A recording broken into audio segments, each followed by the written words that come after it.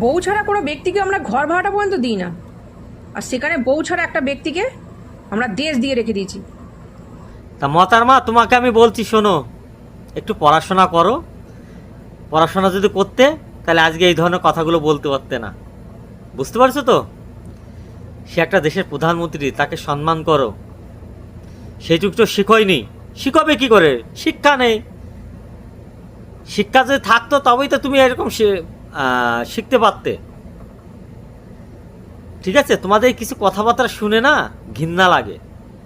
তোমার মতন কিছু মেয়েরা আছে, এমন একটা দেশে থেকে এমন একটা খুগলা করছো না, তাও তোমরা বুঝতে পারছো না। তুমি একটা বলো তো, বিজেপির রাজ্যে সবথেকে বেশি বিজেপির রাজ্যে গিয়ে পশ্চিমবাংলার লোকে কাজ করে, অশিক্ষিতর বংশ। ভালো করে শোন। আর তুই বলছিস যার বউ নেই তার হাতে দেশ। আরে সে আছে বলেই এরকম একটা চ্যাটাং কথা বলতে পারছিস। তুই অন্য দেশে যদি থাকছিস না, তোর গাড় থেকে মাংস তুলে নিত। বুঝতে পারছিস তো? স্বাধীন দেশে আসিস তো, ওই জন্য টের পাচ্ছিস না। টের পাবি ঠিক যেদিন একটা ধাক্কা পড়বে, সেদিনকে ঠিক বুঝতে পারবি। তা সোশ্যাল মিডিয়া এসে বয়স্কদের সামনে কিভাবে কথা বলতে, সে একটা দেশের প্রধানমন্ত্রী। বুঝতে পারছিস তো? একটু পড়াশোনা কর, তবে দিমাগে আসবে। ঠিক আছে?